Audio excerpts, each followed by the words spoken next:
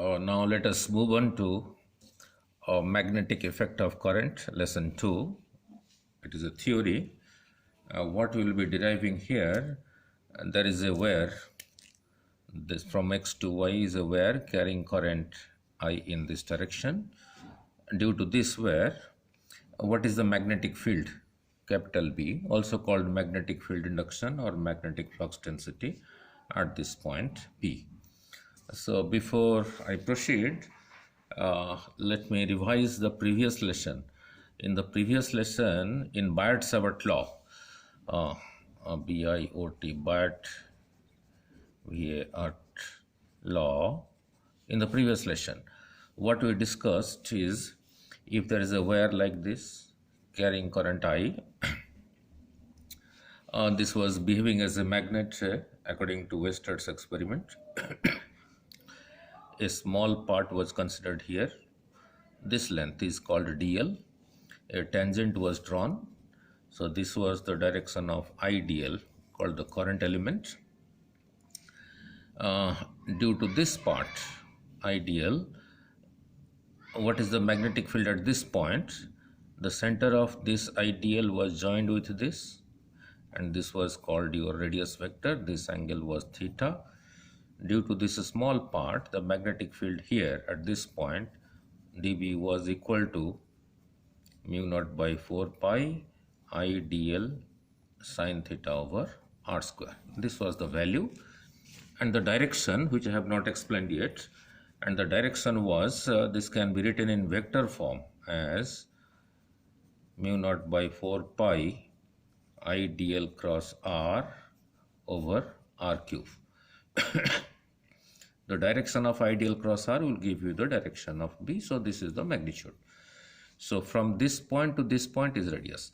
Now let us come back and derive this. What we will be deriving is B, magnetic field induction due to a straight wire carrying current I. From Biot-Savart law we learned the magnetic field. The magnitude of the magnetic field is mu naught by 4 pi I dl sine theta over r square, right? Which I just explained. Let this xy is a wire carrying current I. Let I is equal to current in a wire xy in this direction. At this point, means at a distance from the point C at a distance L, from C at a distance L, I consider a small element. This is small element is IDL. IDL a current element at O at a distance L from C. From this point to this point is L. Let CO is equal to L. I am interested to find the magnetic field at the point P. Let me take out the other pages to the other side so it will be convenient. Let P a point at a perpendicular distance R. The point P is at a perpendicular distance R from the wire, right? From the wire where B is to be found out. Now, from this point to this point is R, from this point to this point is L. If I join this midpoint with midpoint O with point P, this is the hypotenuse of this right angle triangle OCP. So your OP will be r square plus L square root of that according to Pythagoras theorem. Okay. Now, from the center of this point to this point, this distance is this. And if you look at here, from center of this point to this point where the field was found out is R. So instead of R, in this expression, I will substitute this distance from O to P. This distance I will substitute. Therefore, the small magnetic field dB at P due to this small element IDL at O is dV is equal to mu naught over 4 pi IDL sine theta over square of this distance. Here mu naught over 4 pi IDL sine theta over square of this distance R square. From this point to the point of observation, I had taken it r here. Here, from this point to the point of observation, that is this distance OP, is here r square plus L square root of that. So, OP square. So, mu naught over 4 pi ideal sine theta. Since OP is equal to this much, so square of that is r square L square. Let it be equation 2. Now, we have to, in this expression, we will substitute sine theta, we will substitute dl, and we will substitute something for this. Let us see what we will substitute. Now, let angle COP is equal to theta. This end of the conductor at point P makes angle phi 1. This end of the conductor means the wire carrying current at this end is making angle phi 2. Let this angle is equal to alpha. One end of the wire, Y end, is making angle here phi 1. The other end, this end of the wire carrying current, is making angle phi 2 at this point. So that is what I am explaining here. Let angle YPC is equal to phi 1. Let angle XPC is equal to phi 2. Let me bend it a little further for right. And let angle COP is equal to theta. And let angle CPO, this angle, is equal to alpha. CPO is equal to alpha. Now look at the triangle. In triangle COP, this is 90. So the sum of the rest two angles means alpha plus theta will be 90. That is what I have written here. Therefore, alpha plus theta is equal to 90. So theta is equal to alpha comes to this side, 90 minus alpha. So sine theta is equal to sine 90 minus alpha, that is equal to cos alpha. So for sine theta, I can substitute cos alpha. So in this expression for sine theta, I will replace sine theta by cos alpha. Again in the same triangle, OCP, which is right angle here, let us see how much is cos alpha. Cos of this angle will be base by hypotenuse. This is your base and OP is your hypotenuse. So cos alpha will be this perpendicular, this distance r by OP. So cos alpha is r by OP, and OP is this much, r square plus L square, square root of that. So I take square of this and the square of this. So cos square alpha is equal to r square over r square plus L square. By cross multiplying, r square plus L square is equal to r square by cos alpha. So for r square L square, I can substitute this value. Where? Here in this expression.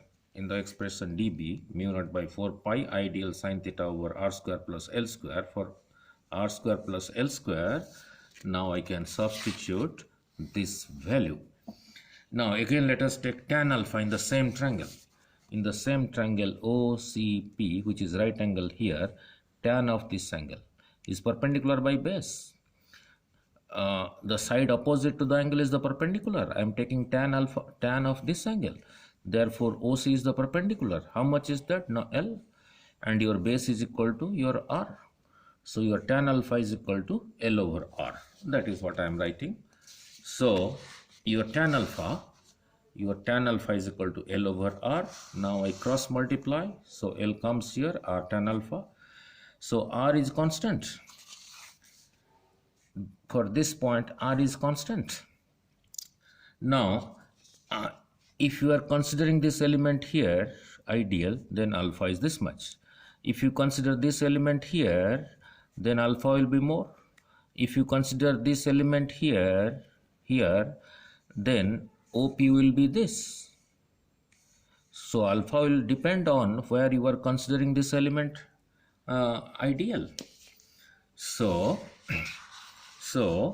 your alpha is not constant, depends where you are considering your ideal. So L is equal to R tan alpha. So means L is depending on alpha. So I am differentiating dl by d alpha. I am differentiating this L with respect to alpha. So dl by d alpha is equal to derivative of r tan alpha with respect to d alpha. R is a constant taken out. Derivative of tan alpha with respect to d alpha.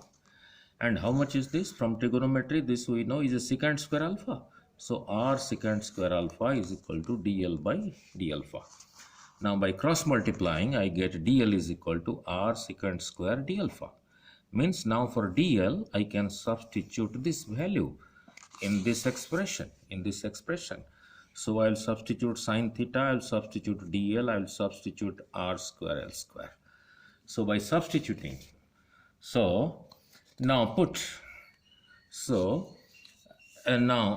the value of sine theta, r square plus l square, and dl in equation 2. In this equation 2, dB is equal to this much, mu naught by 4 pi I dl sine theta over r square plus l square. Substitute these values. Just substitute. So by substituting, we get dB is equal to mu naught by 4 pi. By substituting, we get this, and your 1r cancels. Sorry, I am here. By substituting this, I get this. Now, this can be written as this is r square into 1 by cos square alpha. So 1 by cos square alpha becomes secant square alpha. So now 1r cancels. This is secant square alpha also cancels. So I am left with mu naught by 4 pi, mu naught by 4 pi, mu naught by 4 pi, I over r cos alpha d alpha. So this is the magnetic induction, magnetic field due to this small element at this point. But this whole wire from x to y has many such elements. Ideal here, ideal here, ideal here, ideal here, ideal here, ideal here, ideal here, ideal here, ideal here. So all will have some contribution here. So this end makes angle phi 1 here. This end makes angle phi 2 here. So the contribution of this part when integrated from this end to this end, that is from phi 1 to phi 2, from angle phi 1, when I go from phi 1 to phi 2, that is from this point to this point, like this, all ideals will be taken into consideration. So the total magnetic field due to this xy carrying current I at the point P will be integration of this expression, because this is the only contribution due to this small element ideal here, and this whole xy has many such ideal from here to here, that is extending from minus phi 1 to plus phi 2. Why do I say minus phi 1? It is to this side, therefore negative phi 1. Phi 2 is to this side, therefore positive phi 2. So by integrating this expression from minus phi 1 to phi 2. So for dV, I substitute this value, and the constants are taken out. Mu naught by 4 pi I by r is taken out. So I am left with cos alpha d alpha minus phi 1 2 plus phi 2. And this remains the same thing as this. Integration of cos alpha is sine alpha within the limit from minus phi 1 to phi 2. So this is same thing as this. Sine of minus phi 2 minus sine of minus phi 1. And we know sine of minus theta is equal to minus sine theta in trigonometry. So this becomes minus sine phi 1. That minus comes here, so it becomes positive. So it becomes positive. So your B becomes mu naught by 4 pi. B becomes mu naught by 4 pi sine phi 1 plus sine phi 2. This is the final expression. Now let me do a small question here. If the wire xy is infinitely long, then phi 1 is 90 and phi 2 is 90. Let me explain you here. If the y end is not here, is here, then this dotted line is not this, is this. Then this is not phi 1, then this is phi 1. If the y end y is not here, is here, then this dotted line is not this, is this. Then phi 1 is still more. So if this end y is at infinity, is at infinite distance, then this phi 1 will be, 90. Similarly, if the end x is at infinite distance, this dotted line while going to infinity will become like this.